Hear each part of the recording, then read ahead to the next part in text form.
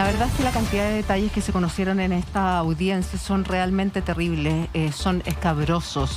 ¿Qué hicieron con Pedro Carrión? No tiene perdón de Dios. La verdad son descripciones que tuvimos que omitir por el horario y también por la revictimización de esa familia que estaba desde el 3 de enero desesperados buscando el paradero de su padre, de su hermano, de su esposo, definitivamente. Entonces no pudimos contextualizar completamente porque los detalles de lo que hicieron con él es realmente de uno de los crímenes más macabros que hemos escuchado durante el último tiempo. Estamos con el abogado querellante en este caso, el abogado Jaime Valenzuela, es el abogado de la familia de don Pedro Carrión. ¿Cómo está? Buenas tardes.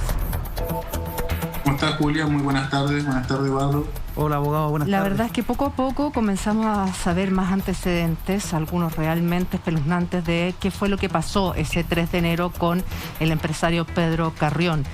Hay 2 personas que están detenidas, pero ustedes insisten con que habrían más involucrados. Sí, Julia, nosotros sostenemos algunas versiones diferentes a las que se en el Ministerio Público, pero finalmente todas terminan en un secuestro con homicidio, que esa es la calificación jurídica. Nosotros creemos que aquí se actuó en pluralidad de malhechores. Básicamente, dentro del vehículo de la imputada Yáñez Soria, no solamente iría el señor Solís Castro, sino que además otras personas más. De eso nosotros tenemos certeza, puesto que hay indicios fuertes, poderosos, que nos llegan a inducir esta situación. Y como bien ustedes escucharon, no puedo dar muchos datos porque la verdad es que es espeluznante todo lo que hicieron con Pedro, pero básicamente ellos, a través de diferentes artimañas y llegando 45 minutos antes que Pedro Carrión a su empresa, procedieron a cortar la luz y básicamente que no quedara registro de cámara, ni de video, ni de audio respecto de lo que ocurriría en el futuro en esa bodega. Por lo tanto, cortaron la luz, provocaron un cortocircuito, rompieron las cámaras y sacaron el disco duro para efecto de que no quedara ningún registro. Y así procedieron a golpear a Pedro Carrión y finalmente privarlo de libertad. Así las cosas lo llevaron a diferentes partes de la capital, ya sea por Independencia, Recoleta, El Bosque, Providencia, hasta finalmente terminar en San Bernardo. Y la verdad es que nosotros creemos que aquí no solamente hay autores ejecutores, más de uno, al cometer el delito, es decir, al golpearlo y privarlo de libertad en la bodega, sino que además, cuando lo mataron, podrían haber participado más personas. Además de eso, nosotros creemos que también hay cómplices e encubridores. Lo que alegaba la defensa del señor Solís era básicamente que aquí había un homicidio simple, lo que se discutió latamente en la audiencia. Sin embargo, nosotros seguimos manteniendo la tesis de secuestro con homicidio, porque para eso, como le dije yo, hay pruebas suficientes.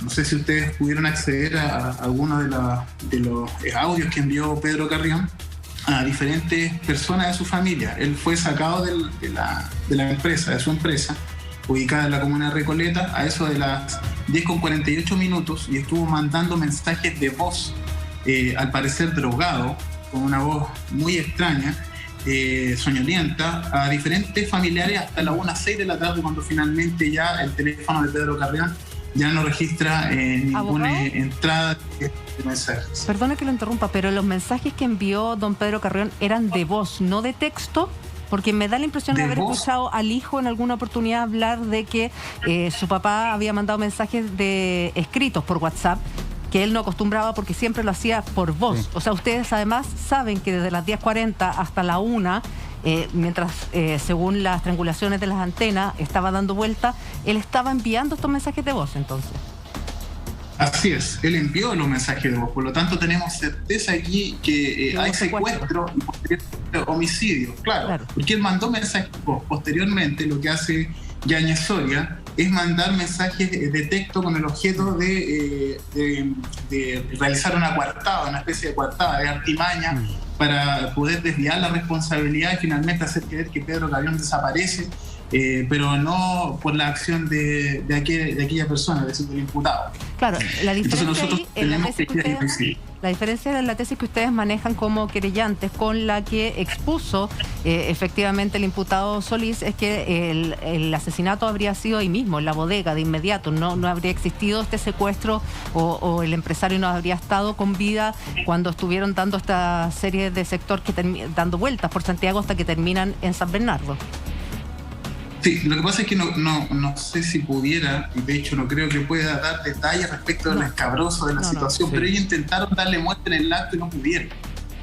Como no pudieron, finalmente lo trasladan hacia el bosque, lo dejan ahí. Ahora lo importante es que aquí fue latamente discutido en la audiencia, la defensa de Solís Castro dice que hay solamente homicidio. Sin embargo, nosotros hacemos referencia a jurisprudencia y también a diferentes autores de derecho que se puede cometer el delito de homicidio. Para eso quizás es necesario privar a la persona de libertad, pero para que solamente haya homicidio y no concurso de estos delitos, se debe privar de libertad solo el tiempo que sea necesario para realizar su cometido. Claro. Aquí Pedro Carrión fue primero golpeado, subido al vehículo, llevado a diferentes partes de Santiago y finalmente fue llevado a la bodega, y es ahí el problema, porque lo que dice el Servicio Médico Legal en la autopsia es que el cuerpo tiene 50 días de descomposición. Sin embargo, desde el 3 de enero del 2022 hasta el 24 de febrero del 2022 han precedido 53 días.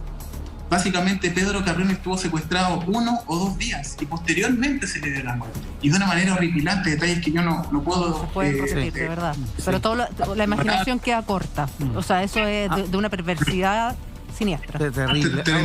Abogado. De uno de los más horribles que yo he visto a lo largo de mi carrera. Sí. Abogado, gusto saludarlo. Gracias por estar con nosotros. 2 preguntas. 1, ¿cuál cree usted que es el motivo de los autores del hecho? ¿Por qué hicieron esto? ¿Para extinguir las deudas simplemente? ¿Ese es el nivel de maldad del que estamos hablando? Los móviles determinantes del delito efectivamente son móviles económicos.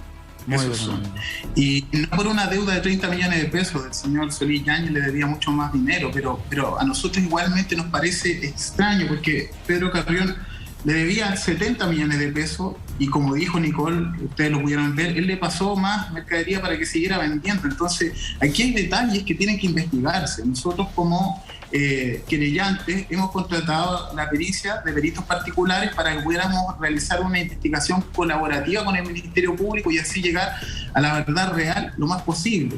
Porque una cosa es la verdad jurídica y otra cosa es la verdad real o material. Claro. Nosotros estamos investigando porque nosotros creemos que el móvil es económico, pero pudieran haber otros móviles también. Eso tiene que hoy en día... Y eso mismo lo quiero unir a la siguiente pregunta. ¿Cuál era la naturaleza de la relación de don Pedro Carrión con estos tipos? ¿Era simplemente la transacción que tenían por carne, por el negocio que él hacía? ¿O había un vínculo de amistad, había algo más cercano? Y él fue básicamente no solo asesinado, sino traicionado por estos tipos. Escuché atentamente en la nota a la hija que decía: mi papá los ayudó, no una vez, muchas veces. ¿Él tenía algún vínculo de cariño, de amistad con estas personas, o simplemente tenían negocios? Eduardo, aquí Pedro Carrión, y el mundo cercano a él lo conoce muy bien, una persona muy amistosa, muy buena persona. Pedro Carrión conoció a este individuo hace un tiempo atrás y lo ayudó muchas veces. Comenzó ahí una relación de amistad entre ellos dos, relación de amistad, no de conocido o meramente de negocio, de amistad.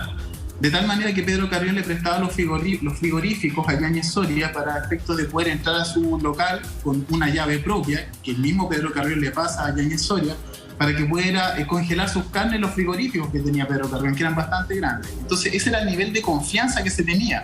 Por lo tanto, de ninguna manera, Pedro Carrión pensó que iban a cometer de esa manera tan horripilante en su contra, sobre todo a personas que Pedro Carrión ayudó muchas veces. Entonces eso es lo que hace más espeluznante la comisión de este delito tan terrible. Claro.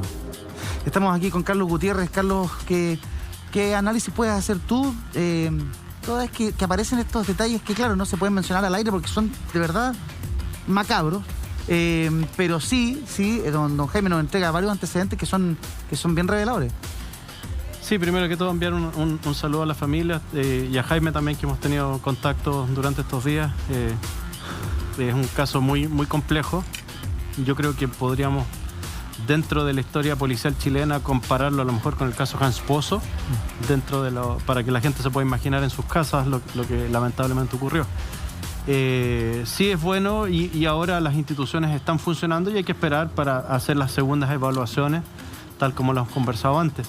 Es muy, muy importante lo que entregó el Servicio Médico Legal de la data de fallecimiento de Pedro. ¿Cuál exacta es esa data de fallecimiento? Sí, eso es ¿O hay un margen? Es súper importante eso y a eso quería apuntar, porque no es una data exacta, no es una data de muerte exacta, porque entre más tiempo ocurre, a ver, la data de muerte, entre más cercana a la muerte, puede ser mucho más exacta. Precisa. Pero es más precisa. Pero a medida que va transcurriendo el tiempo y otras circunstancias, evidentemente se hace más complejo de establecer y uno entrega solamente un margen de un rango de tiempo. Es más que este tiempo o es entre tal cantidad de días y tal cantidad de días. No es tan exacto como uno cree. Y ahí es uno de los errores que lamentablemente el Servicio Médico Legal no ha corregido, se lo hemos dicho muchas veces, que tiene que explicar en términos simples en su informe, que debe ser con un vocabulario normal, tal como lo estamos diciendo ahora, que es un estimativo. ¿Estimamos qué? Es una estimación, no es exacta.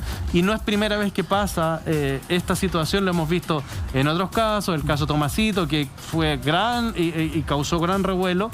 Uno de los dos informes que hizo el Servicio Médico Legal con errores de ese punto de vista. Entonces, yo creo que acá hay que recibir esos informes, analizarlos desde un punto de vista más científico y ver realmente cuáles son las datas de muerte y cómo se llegan a esas datas de muerte. Porque esa información es muy, muy importante, porque tal como lo dice Jaime, eso va a establecer también un secuestro. Y ese secuestro puede ser, porque ya lo habló él, o sea, hay mensajes de texto y de voz entre las 10 de la mañana y casi la 1 de la tarde.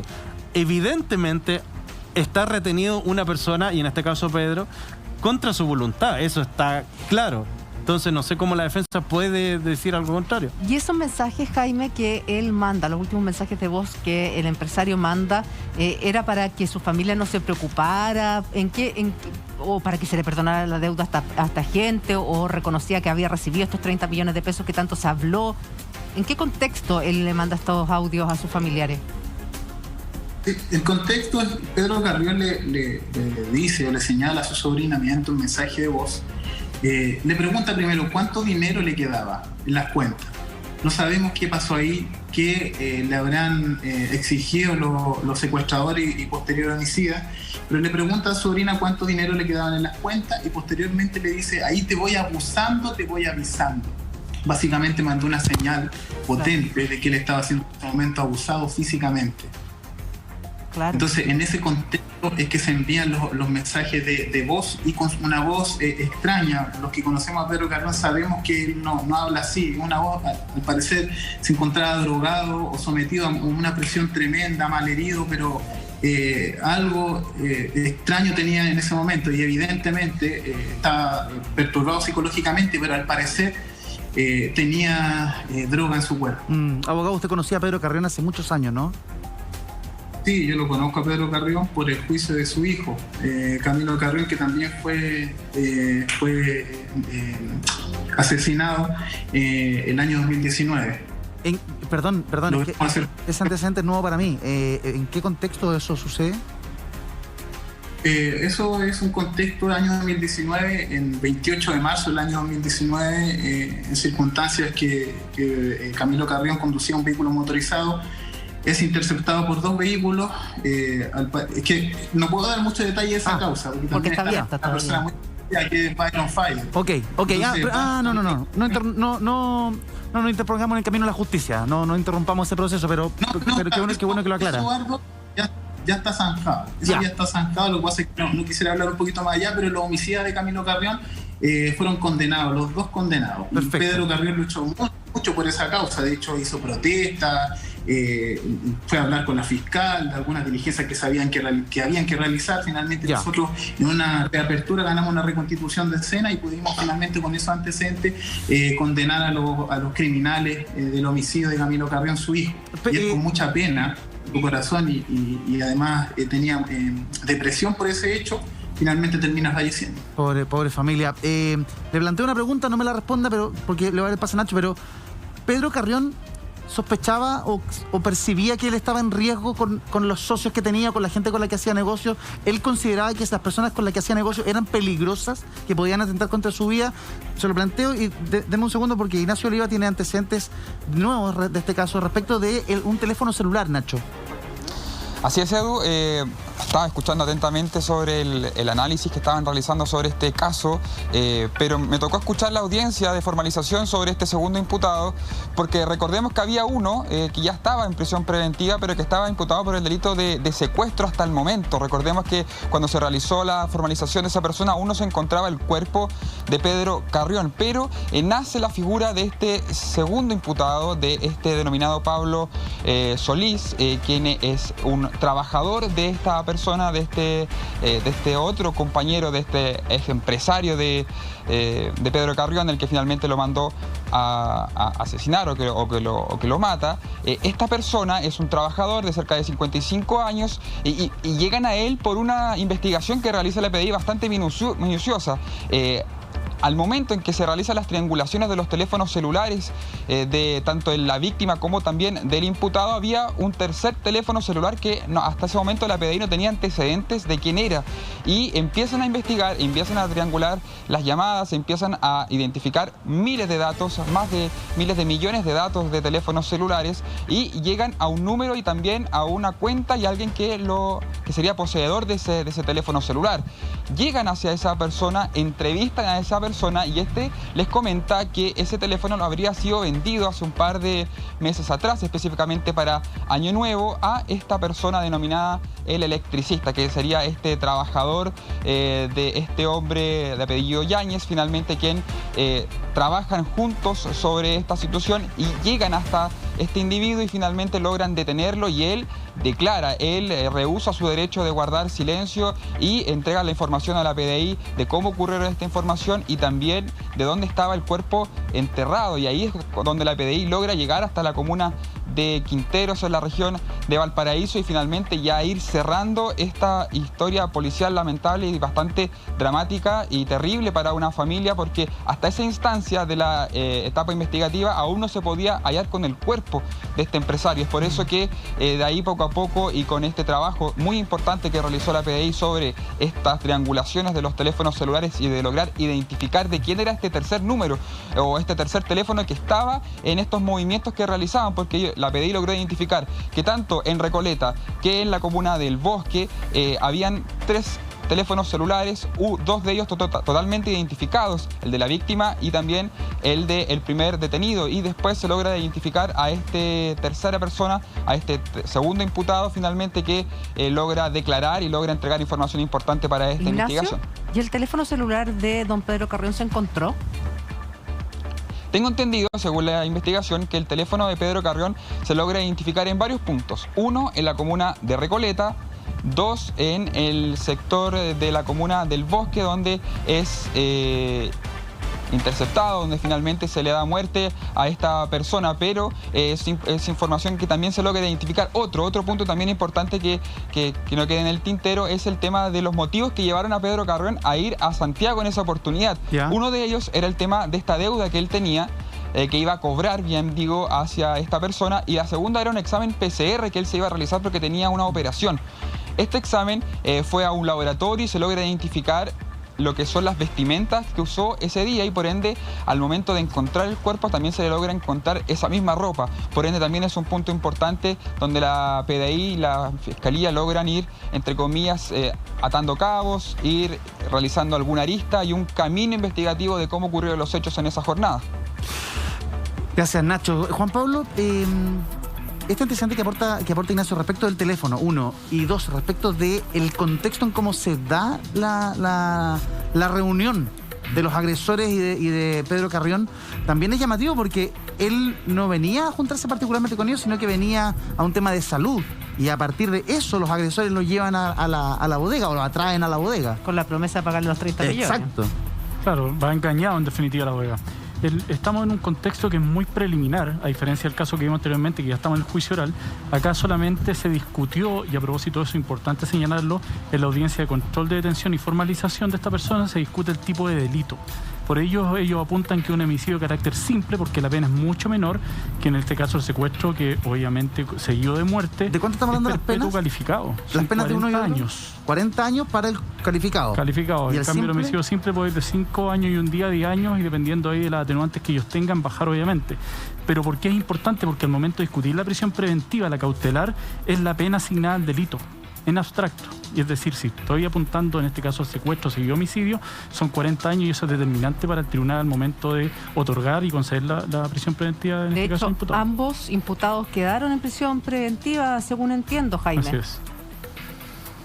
Sí, así es, Julia. Tal cual como lo estaba diciendo el colega, el homicidio simple tiene una pena de presidio de reclusión mayor en su grado medio, de 10 años en día a 15 años. Sin embargo, hablando del del secuestro con homicidio, las penas aumentan considerablemente de presidio de reclusión mayor en su grado máximo, de 15 años en día a 20 años, a presidio perpetuo calificado. Y aquí hay dos diferencias, porque de 20 años, los presidios simples y perpetuos pasan a 40 años. La diferencia es que el simple tiene derecho a un beneficio intrapenitenciario pasados los 20 años de cumplimiento efectivo de condena. Sin embargo, los 40 años debe cumplir necesariamente sin ningún derecho a un beneficio intrapenitenciario los 40 años de pena efectiva. Por lo tanto, la prognosis de pena es sumamente importante para efecto de determinar si es un peligro de fuga o no, y además cometiendo uno de los delitos más horripilantes que establece nuestro ordenamiento jurídico punitivo, evidentemente son un peligro para la seguridad de la sociedad, pero no solo esto, sino que también son un peligro para el éxito preciso y determinado de las diligencias investigativas del Ministerio Público, porque nosotros creemos que aquí hay otros autores y también hay cómplices encubridores. Más personas. Claro, por supuesto que sí, actuaron en pluralidad de malhechores en el acto, pero sin embargo hay otras personas. Aquí un gasto de recursos grande para darle muerte a Pedro Carrión. Hay más personas involucradas. Jaime, te reitero la pregunta que te planteé hace un instante. Pedro Carrión te manifestó en algún momento que él tenía miedo, que corría peligro, que con quienes hacía negocio no eran de fiar. ¿Esa sensación estaba en su cabeza? Sí, pero no respecto del señor Yáñez Soria. No de otras personas. De otras personas. Y por eso ustedes tienen la teoría de que hay más involucrados que los que están siendo imputados. Así es. Por eso nosotros tenemos la teoría y sospechas vehementes de que esto pudiera ocurrir, esto pudiera tener además otros partícipes como autores, cómplices o encubridores. Autores ejecutores, actores intelectuales, cómplices y también encubridores. Carlos, ¿y qué tan difícil es llegar a esos otros autores que la familia sospecha que están también involucrados en el asesinato de Pedro Carrión? Yo creo que hay que seguir con la línea investigativa. La Policía de Investigación está haciendo un buen trabajo, ya ha tenido varios resultados. Yo creo que hay que seguir con la línea investigativa y las conexiones que tienen ellos. Es saber, por ejemplo, Jaime, no sé cuál fue la resolución con la persona que vive o el propietario del inmueble donde se encuentra el cuerpo de Pedro. No sé si el tribunal tiene algo o la fiscalía lo piensa acusar, y ahí tienes otra conexión. Ver quién es el otro socio que tiene Pedro o los otros socios que pueden haber tenido los imputados. También ver si que pueden estar involucrados o no. Yo creo que esto está recién empezando. Hay que seguir con la línea investigativa. No sé, Jaime, si nos puedes aclarar eso. Perdón, en el sentido de que, uno, si apareció el teléfono celular de Pedro, y dos, ¿qué pasa con el propietario o el ocupante del inmueble donde se encuentra el cuerpo? El teléfono de Pedro Carrión no fue encontrado nunca. Lo que sí es cierto, como dijo el periodista, aquí hay georreferencias que dan cuenta de que el teléfono de Yáñez Soria, de Solís Castro y Carrión Rosas tienen el mismo recorrido. Por lo tanto, Pedro se encontraba con ellos en ese momento. Eso hay que aclararlo. Sin embargo, el teléfono de Pedro no fue encontrado. Y esas localizaciones en que estaban los tres juntos coinciden además con las horas en que él emitió esos audios de WhatsApp. Así es, coinciden con las horas. Perfecto. ¿Usted quería agregar algo, Jaime? Sí, con respecto a la última pregunta que me hicieron, lamentablemente, quizás afortunadamente, no lo sabemos, la carpeta investigativa hoy en día es secreta para todos los intervinientes con excepción del Ministerio Público. Por lo tanto, nosotros creemos que hoy en día se están realizando diligencias potentes, intrusivas, que dicen relación con aclarar o determinar o no la participación de otras personas. Con respecto a las personas que viven en la casa, yo entiendo al día de hoy que se trata el dueño del inmueble donde se enterró Pedro Carrión, en la comuna, me parece que de Quintero. Es un hermano del imputado Solís Castro. Por lo tanto, lo más que el Ministerio Público, como también lo solicitó este querellante, tenga una diligencia relacionada con establecer las circunstancias de por qué Pedro Carrión llega al lugar y si efectivamente los dueños del inmueble, las personas que estaban ahí, tenían conocimiento respecto de que se había un cuerpo y se estaba enterrando en dicho lugar. Perfecto. Por lo tanto, son diligencias que hoy en día se están desarrollando. Jaime Valenzuela, abogado de la familia de Pedro Carrión, gracias por haber estado con nosotros. Por supuesto, vamos a seguir muy atentos todo este proceso investigativo y ya cuando esté el juicio para hacer justicia por el asesinato de este empresario. Gracias por estar con nosotros y un abrazo a la familia. Gracias por invitarme, que estén muy bien, que tengan buena jornada. Igualmente. Carlos Gutiérrez, gracias por haber estado con nosotros, que tengas una excelente semana.